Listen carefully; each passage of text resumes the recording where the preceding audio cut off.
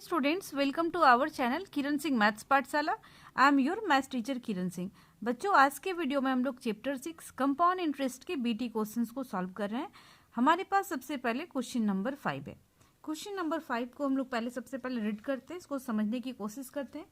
Puja started a business by investing ₹2 lakhs during the first 3 successive years.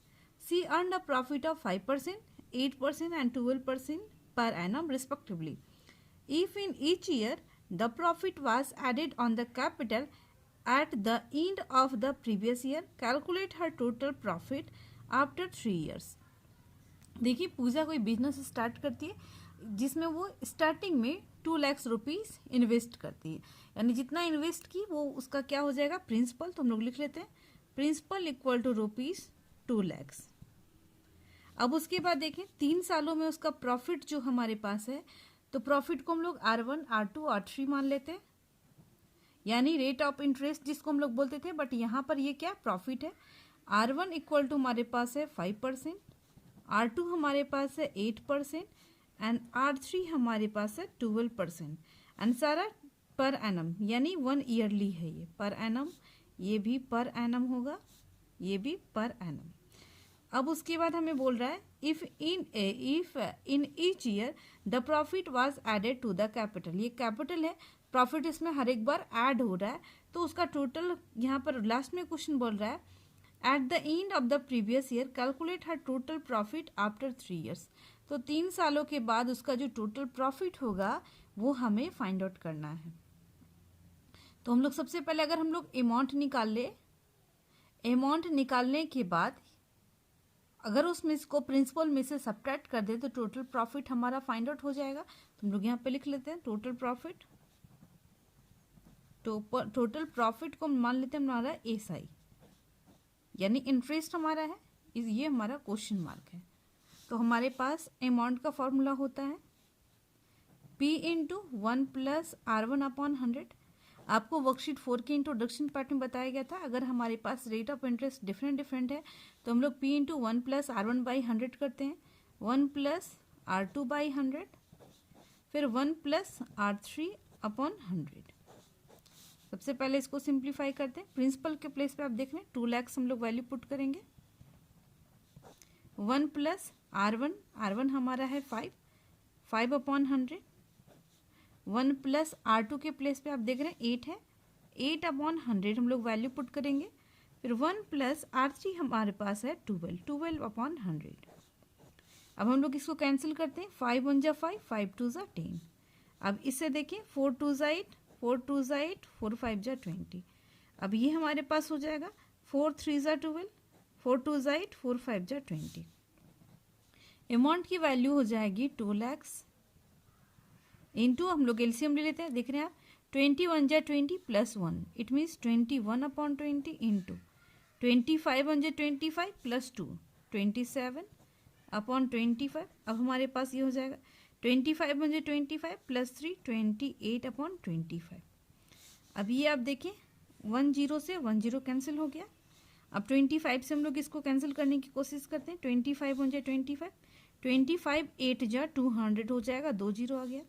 अब फिर से आप देखें 25 से हमारे पास हो जाएगा 25 × 25, 25 3 = 75, 80 में से अगर 75 सब्ट्रैक्ट करेंगे तो 5 आएगा, 5 0 50, 25 2 = 50। अब हमारे पास हो गया 2 1 = 2, 16 2 = 32, ये आपके पास 16 आ गया।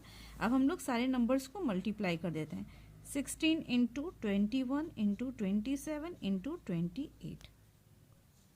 मल्टीप्लाई करने के बाद हमारे पास वैल्यू आ जाएगी 2,54,016 रुपीज़।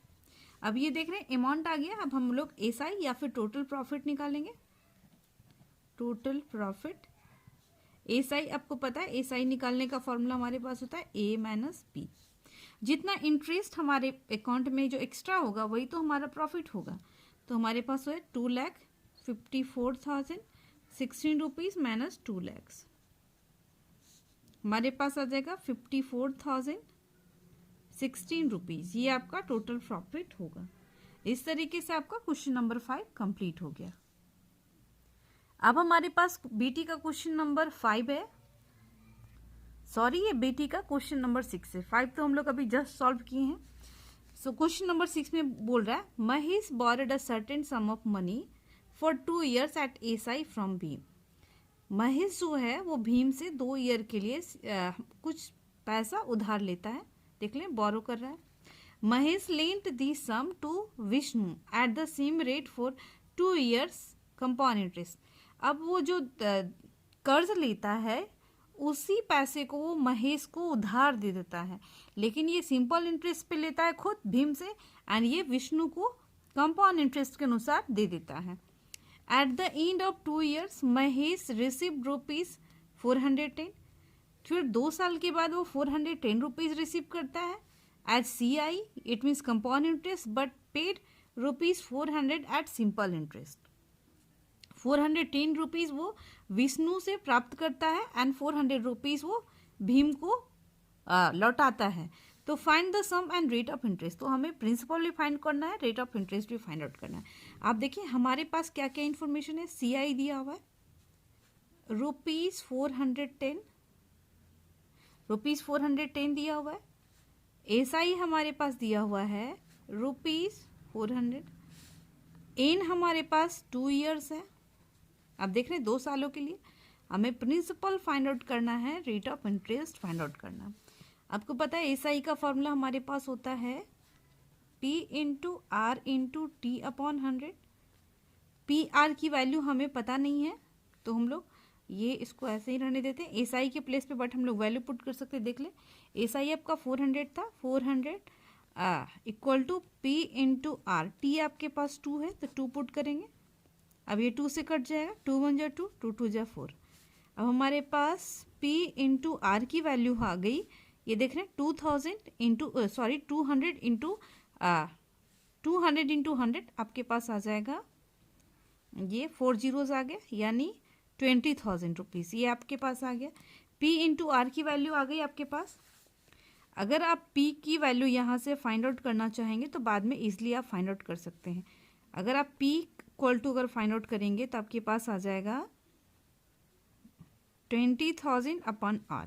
ये हमारे पास रिलेशन एक निकल करके आ गया, यानी हम लोग P को इस रूप में भी लिख सकते हैं। अब नेक्स्ट आपके पास वैल्यू था, देखिए CI का, तो हम लोग CI की वैल्यू पुट करते हैं। CI इक्वल टू इसका फॉर्मूला होता है P into 1 plus R/100 whole to the power n-1।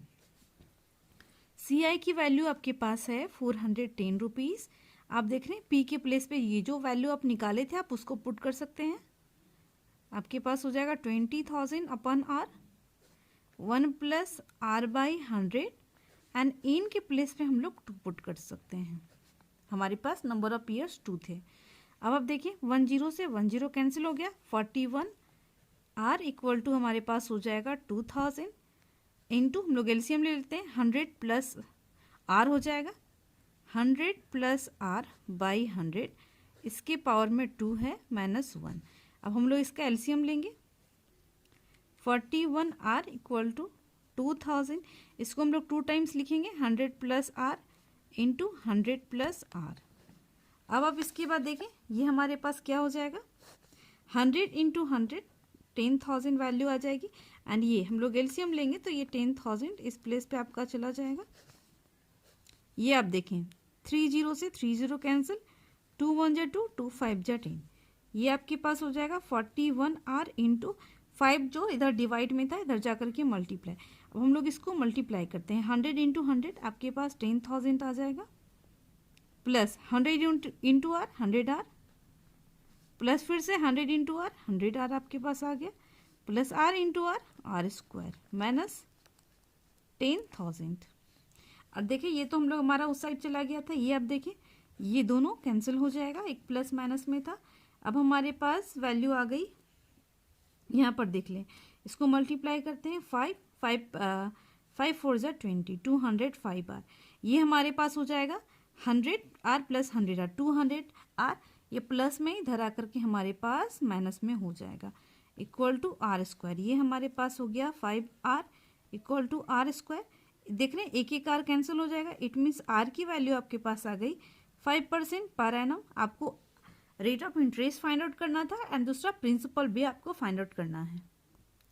आप इस प्लेस पे देखें, आपके पास पी की वैल्यू कितनी थी, यहाँ पर पी की वैल्यू हम लोग फाइंड आउट कर सकते हैं 20,000 अपॉन आर। आर हमारा 5 आ गया, 5 4 जा 20, इट मीन्स प्रिंसिपल हमारे पास आ गया ₹4,000 एंड रेट ऑफ इंटरेस्ट आपका आ गया 5% पर एनम। बच्चों इस तरीके से आपका क्वेश्चन नंबर 6 भी कंप्लीट हो गया। अब हमारे पास बीटी का क्वेश्चन नंबर 7 है। इसमें बोल रहा है a man invested ₹1,000 for 3 years at 11% simple interest per annum and ₹1,000 at 10% compound interest per annum compounded annually for 3 years. Find which investment is better. देखिए कोई आदमी है जो दो जगह अपने पैसे इन्वेस्ट करता है। फर्स्ट जो है ₹1,000 3 years के लिए किसी प्लेस पे इन्वेस्ट करता है, जब उसका जो रेट ऑफ इंटरेस्ट है 11% है एंड ये सिंपल इंटरेस्ट के अनुसार कैलकुलेट होता है। दूसरा ₹1,000 दूसरी जगह इन्वेस्ट करता है जिसमें रेट ऑफ इंटरेस्ट तो 10% है, इससे कम है, बट वो कंपाउंड इंटरेस्ट के अनुसार कैलकुलेट होता है। तो दोनों में से कौन सा इन्वेस्टमेंट बेटर है? तो फिर फर्स्ट केस के लिए हम लोग देख लेते हैं। यहाँ पर आप देखें प्रिंसिपल तो सेम है ₹1,000, rate of interest 11% per annum and 2 सालों के लिए 3 इयर्स के लिए, इन इसका 3 इयर्स के लिए। तो हम लोग दोनों की कंडीशन में हम लोग या तो इंटरेस्ट फाइंड आउट करेंगे तब भी हमारा क्वेश्चन बन जाएगा, या फिर अमाउंट फाइंड आउट करेंगे तब भी, यानी कि जिसमें ज़्यादा अमाउंट होगा यानी उसमें ज़्यादा इंटरेस्ट होगा। तो हम लोग सिंपली एसआई ही इंटरेस्ट ही फाइंड आउट कर लेते हैं। इसमें एसआई क्या होगा, तो ये आपका सिंपल इंटरेस्ट के अनुसार है। तो एसआई का फॉर्मूला होता है P into R into T upon 100। P के प्लेस पे हम लोग ₹1,000 पुट करेंगे, आर आपका हो जाएगा 11 एंड टी हो जाएगा 3 अपॉन 100। ये 2 जीरो से 2 जीरो कैंसिल हो जाएगा। एसआई की वैल्यू आप देख लें 11 3 जा 33, यानी ₹330 इंटरेस्ट उसे मिलेगा फर्स्ट केस के लिए। अब फॉर सेकेंड केस,